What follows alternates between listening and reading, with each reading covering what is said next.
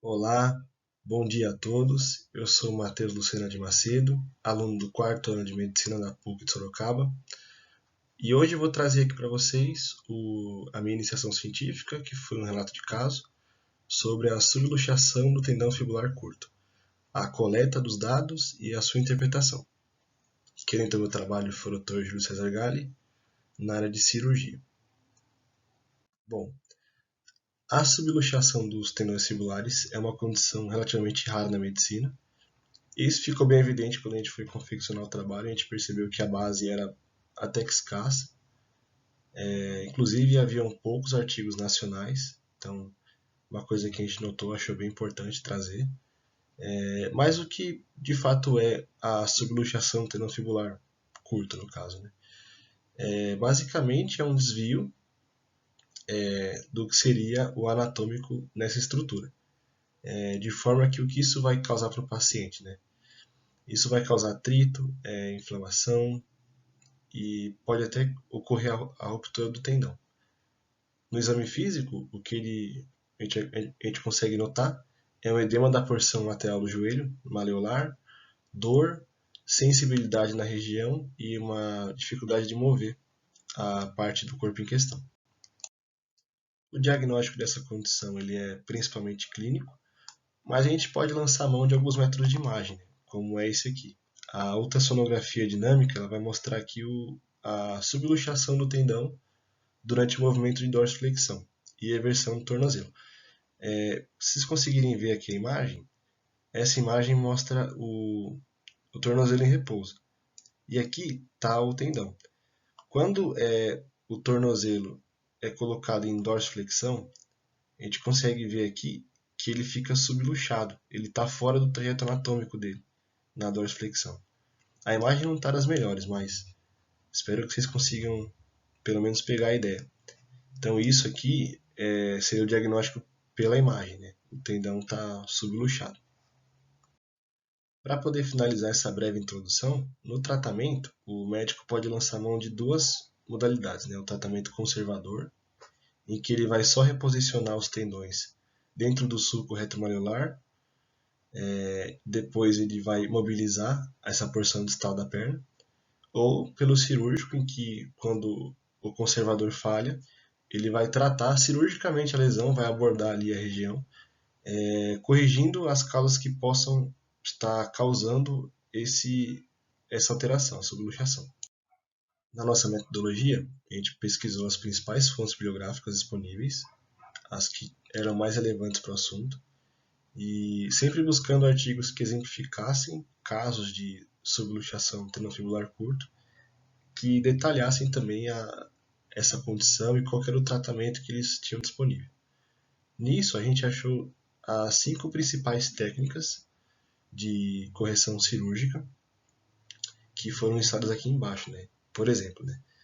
A religação anatômica do retináculo, bloqueio ósseo, reforço do retináculo, a reencaminhar os tendões atrás do ligamento calcâneo fibular e aprofundamento de sulcos. Bom, e o caso que inspirou a nossa pesquisa foi o da paciente de 25 anos, do sexo feminino, que tinha uma queixa de dor e travamento no lado externo do pé esquerdo há 2 anos. Ela não tinha uma história de trauma e nem um diagnóstico prévio definido. As radiografias foram realizadas e foram laudadas como normais, e na ultrassonografia dinâmica, que eu já tinha mostrado anteriormente, foi vista uma subluxação anterior do tenofibular curto durante a flexão dorsal, sugerindo que havia uma lesão do retináculo superior dos fibulares. Foi feita então a reparação cirúrgica anatômica do retináculo fibular, e com um ano de pós-operatório ela tinha mobilidade total do tornozelo, sem recidiva da subluxação e assintomática. Então, levando em conta esse caso, eu trago agora para resultado de discussão que a gente ponderou, né, as particularidades do caso, as chances de sucesso da paciente e a qualidade do seu pós-operatório. E, diante disso, a gente escolheu a técnica de religação anatômica do retináculo.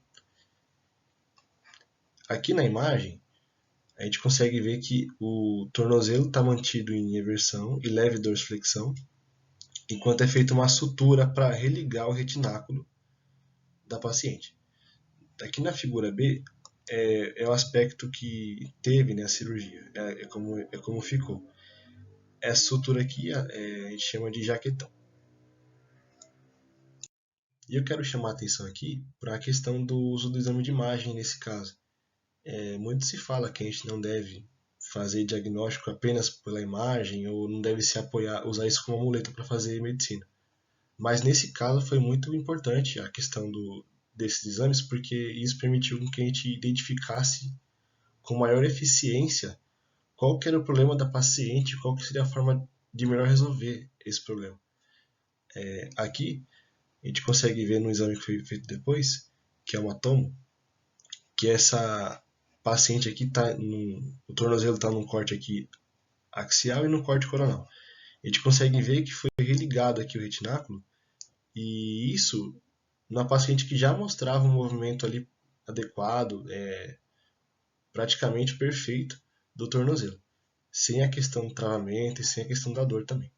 Bom, acho que o ponto-chave aqui, a conclusão, para também terminar essa minha apresentação, a gente analisou a literatura disponível e foi riquíssimo. A gente vê que apesar de ter uma base escassa literária, haviam 5 técnicas diferentes descritas e bem descritas. E dentro desse panorama a gente conseguiu escolher aquela que melhor se adequava às condições da paciente, ao que ela precisava. Questão da idade, questão do que ela ia fazer na sua vida, qual a atividade que ela exercia antes desse tornozelo travado. Porque assim a gente consegue fazer uma intervenção cirúrgica, que já é uma coisa invasiva, mais eficiente, que tenha menos impacto negativo e mais positivo na balança para o paciente. Isso a gente espera que esse estudo sirva também como base para outros estudos futuros, né, que venham a fazer esse tipo de intervenção, que de repente chegue nessa necessidade, que eles possam ver quais foram as nossas ponderações, quais foram as nossas pensamentos para poder escolher aquela técnica, o que levou a gente a escolher aquela técnica, a questão dos exames de imagem que foram fundamentais também na nossa atitude diante dessa paciente, porque assim a gente vai evitar que no futuro condutas inadequadas sejam realizadas, diagnósticos errados sejam feitos e que os pacientes tenham prejuízo. Então acho que é isso. Tirando do que a gente pode tirar desse trabalho é que a gente espera que ele possa acrescentar na comunidade científica na área da ortopedia. Aqui estão as referências que eu usei para a confecção desse trabalho. Deixo aqui o meu contato e meu muito obrigado pela atenção. Bom dia.